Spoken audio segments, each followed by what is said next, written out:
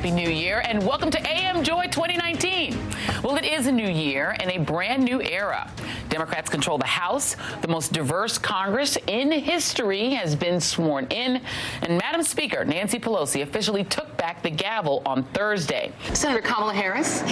Joy, Thank you for being here in this beautiful Capitol. What I think people are afraid of is that the Constitution did not anticipate someone like Donald Trump who doesn't respect it and doesn't respect the laws. The founding fathers did anticipate that we could have somebody like this, and that's why they laid out why we ought to consider impeachment. I say to little girls, my name is Elizabeth. I'm running for president because that's what girls do. No person, no matter what position he holds, is above the law. There has to be consequences, and impeachment is the only way that we're going to get the facts, the evidence, the truth necessary to make sure that we save this democracy. I have no idea why they follow him, because he's not even a good gangster. I think in the real gangster world, he wouldn't last long. Donald J. Trump is just the third president ever in the history of the United States to be impeached, and notably the only president to be impeached for damaging American national security by soliciting foreign interference in a U.S. election. Good morning and welcome to AM Joy live this morning from the one and only Java Joe's in Des Moines, Iowa. Hello. Good morning. There he is. Thanks so much. How are you? Great to see you. Thank you for coming down. Donald Trump is in office because God allowed him to be there to give America a reprieve so that they can reset and get back to normal. I see. And Donald Trump has essentially said he is a king. Do you believe he is king? I think we all are if you're in Christ Jesus. Let me go to Aaron Haynes. Aaron, I am indeed freezing, but coming to you from chilly Las Vegas on the heels of what looks like a massive win for Bernie Sanders. If it's Sunday, it's Denny. What does that mean? Oh, my producers wrote that in there. It's deny. Denny. I'm like, who's Denny?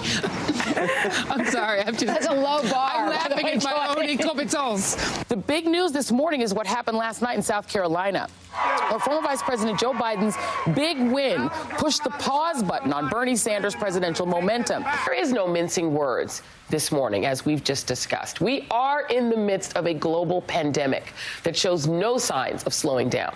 All of the people who make our lives possible, many of them risking their lives in order to save lives, and now they're in danger of losing their jobs. We find ourselves being forced to look away from the virus and its historic carnage and back once again into the other viruses that are still afflicting this country.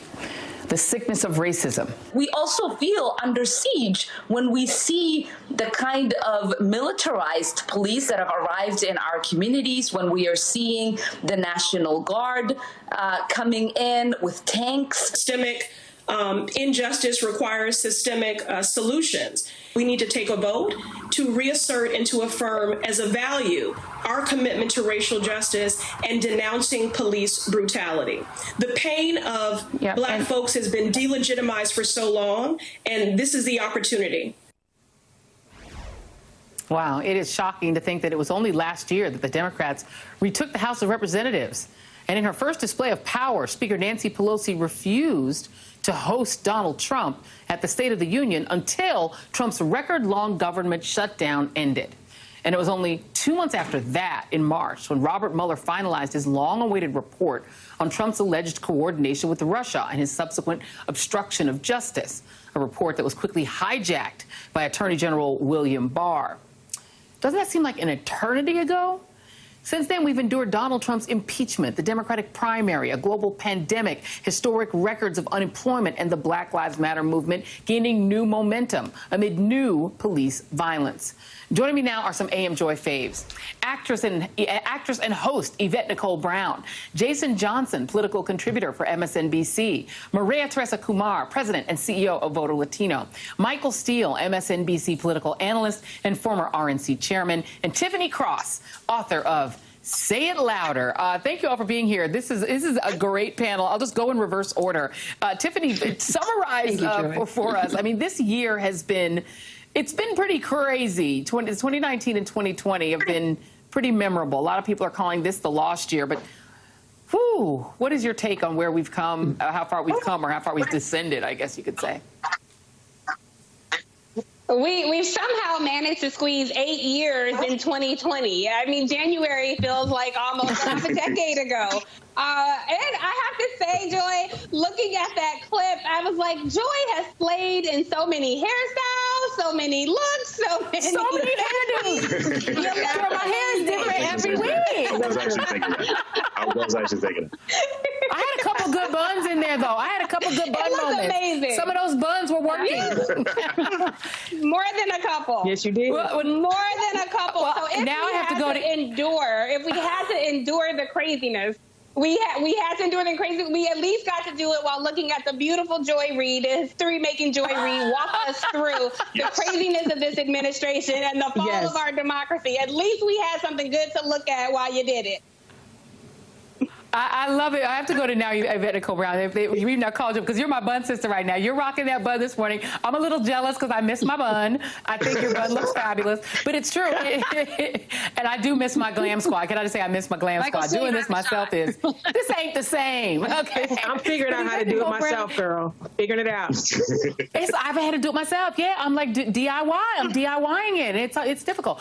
But you watch this. You know, Donald Trump. The thing that he's wanted the most. The thing that he's envied about Barack Obama the most is that people from your community, from Hollywood, that the famous people, the people who are, you know, in the glamorous world of Hollywood have just rejected him.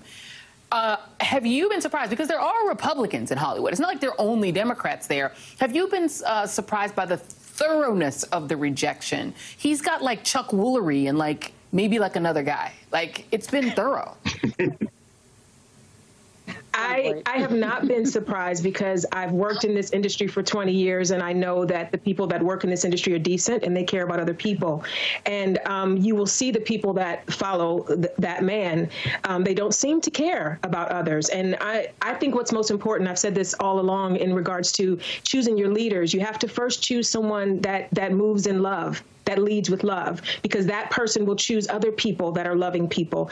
Wisdom and intellect and how to do the job, that can all be fixed by bringing the right people around you. But if your heart is not right, you will end up with what we have endured for the last, feels like 50 years. How long has he been in office? Ain't it been about 50 years he's been in office? It feels like we have been just trudging through darkness for years. Yeah, and I'm exhausted and everybody's exhausted. And I hope that the 2020 vision we get is that we are only going to get through these horrors together. And I hope that that's what people are seeing, that when things get better, when things have gotten better in this horrible year, it's been because people from all races, all creeds have come together and said enough is enough with the darkness. Let's find our way to the light. And I hope that's what we do on November 3rd. You know, and let me go to you, Michael Steele, on this, because, you know, you and I met on the opposite sides of every fight, right? But we still emerged as friends. There used to be, you know, there's a way that it can happen, but there has to be a core decency, you know, in order to attach to and in order to connect with, in order to work with somebody who you don't necessarily agree with ideologically.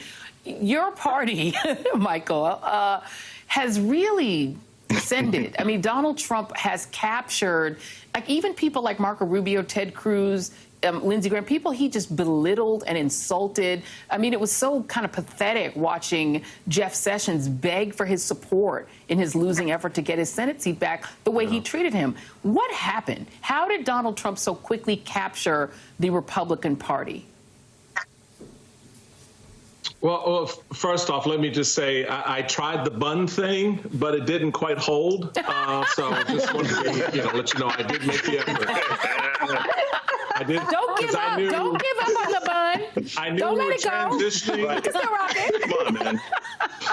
I knew we were transitioning to, a prime time Joy Reid, and I wanted to bring it. But anyway. Yeah. I know. Dr. Johnson knows what I'm talking about. The effort counts. Yeah, he wants to know. Look, I gave up, man. I can't even do this.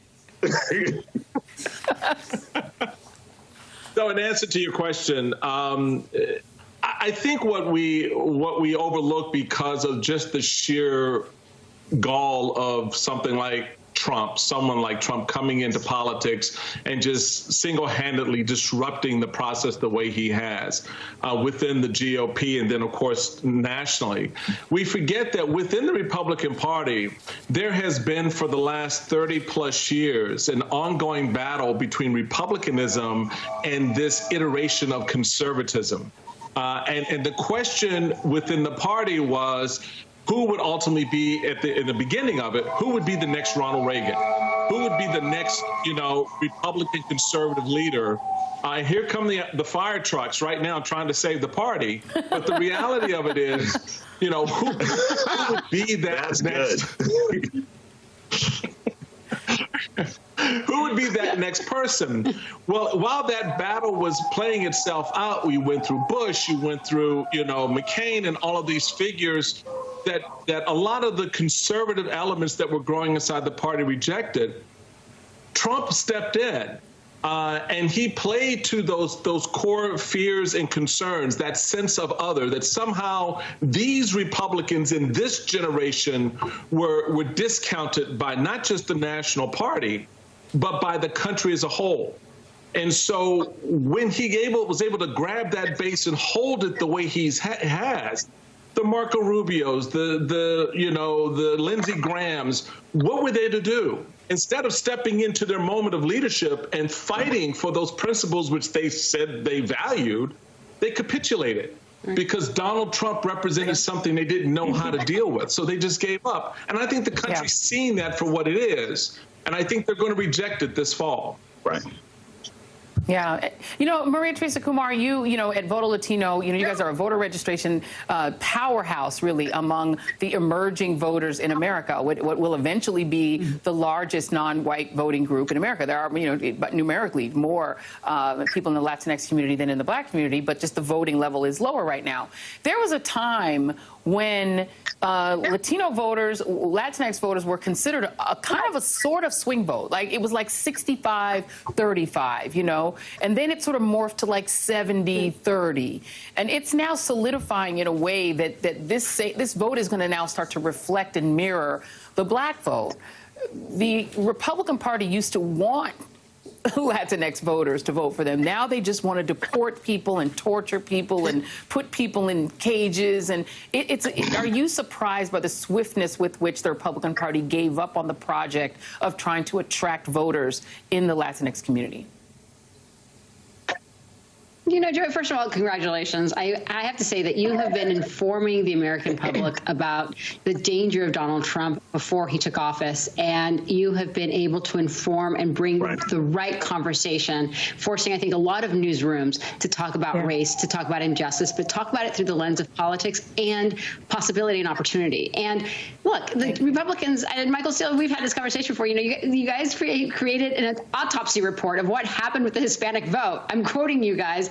And it said that you had to bring in this new generation of voters in order to be able to win anything. And instead of dusting off that autopsy, you guys all decided to vote for Donald Trump.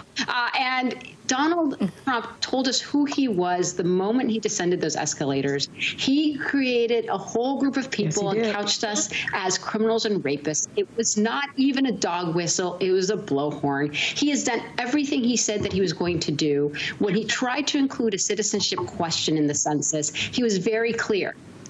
The Supreme Court decided to rule out that citizenship inclusion question because we were able to find the receipts where a Republican operative said that they wanted to create white, non-Hispanic Republican districts. So they didn't even want Black people in the party. That is what our challenge is. Right now, NPR came on board and basically said that because they're trying to circumvent the Supreme Court decision, he is now directly going to states. There are 4 states now, Joy, that are collaborating, trying to determine citizenship status with the federal government. Our country's strength is our diversity. And that's not a platitude. That is the case. In 2018, we had the largest generation of Americans voting in the most diverse group of Americans, where now there's 400 pieces of legislation that speak to our values. Modernizing our election, making sure that it doesn't matter who you love in order for you to get a fair job, making sure that there's a pathway to citizenship for DACA, making sure that there's background checks, making sure that there's actually environmental standards placed again. That's what happens when we vote. And in memory and honor of John Lewis, who was beat and almost killed because of his protest of voting, that is what the Republican Party is now trying to prevent. We are a country of competition.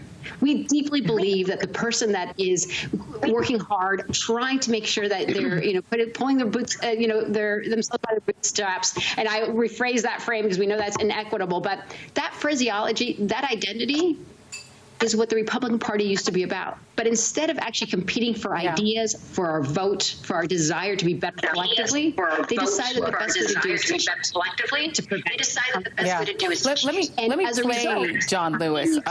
We have to go ahead and vote. Yeah, please.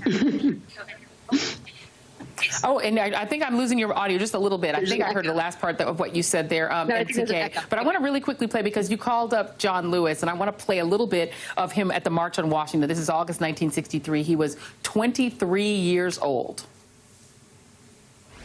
We are tired of being beaten by policemen. We're tired of seeing our people locked up in jail over and over again. And then you holler, be patient. How long can we be patient? We want our freedom, and we want it now. What a handsome young man. Jason, it brings me to my political scientist friend, Jason Johnson. Here's a Trump-Biden poll for you. Biden is leading right now with every single group, with the exception of white voters. I think we mostly understand that Donald Trump will still win a majority of white voters because, racially polarized voting is what it is. But look at the rest of those numbers. What does that tell you about what's going to happen in November? It means Donald Trump isn't winning unless he cheats. And he's got to cheat a lot. Like, there's no way he's going to pull this off. Joy, I have said for a while, it was obvious Donald Trump got himself impeached because his greatest fear, the two Democrats that Donald Trump feared the most, were Senator Harris and Joe Biden, for different reasons, but he feared Harris and Biden. He literally got himself impeached trying to stop Joe Biden. And this is why. Because Joe Biden was going to do the one thing that no one has pulled off since Barack Obama, which is be a Democrat that gets 40% of the white vote. Joe Biden gets 40% of the white vote. It's done. It's done. Trump can't win this race unless he literally just sends, armed militias to voting places. Oh, wait, that's what he's going to do. So we have to be prepared that regardless of what the numbers look like now, that the president's going to do everything in his power to send vigilantes, to send his acolytes like Brian Kemp, to send governors and everybody else possible. He has said, it made it explicitly clear, he's going to challenge 15 to 20% of all mail-in votes. We're not even going to know who the president is on November 3rd. So I think it's really important that even as we look at these numbers, that we recognize that this country is going to be in a serious, serious fight, the kind of fight that John Lewis took blows to the head. We're all going to be taking collective blows to the head to save our democracy this fall. And I want to say this also, as we were talking about sort of the demographics and the numbers. Joy, I have always, and I'm speaking not just for me, I'm speaking for everybody's aunt and mom and the 55 and up crowd that text me every single day when they watch your show and say, oh my God, we love Joy, and she is cool, she seems on the air. You are the only person who consistently puts together these kinds of panels that look like America, panels that look like the demographic that's going to make the difference this fall. So I've always been proud to be not just a friend, but also Thank you. And we're going to keep moving forward. Thank you. This is our last big mega panel. And to quote Tiffany Cross, say it louder, because we need more panels like this. It doesn't just have to be on a weekend. It can be every day. We need all the panels need to be looking like this. Thank you very much, friends. Really appreciate you guys. You guys are amazing. Can I say one more thing? They will look like that at 7. I just wanted to. Yes, please. Can I say that? I just want to say that. Can you see that? Yes, that's what I want to say. I was up cutting and pasting this morning. I'm so proud of you. Thank you, friends. Thank Thank you. Thank you. I love you guys. Yvette Nicole Brown, Jason Johnson, Maria Teresa Kumar, Michael Steele, Tiffany Cross. Say it louder. Buy that book. Thank you guys for being on our panel. We love y'all. Thank you. One of AM Joy's best friends joins us next, the great Rob Reiner. Stay with us.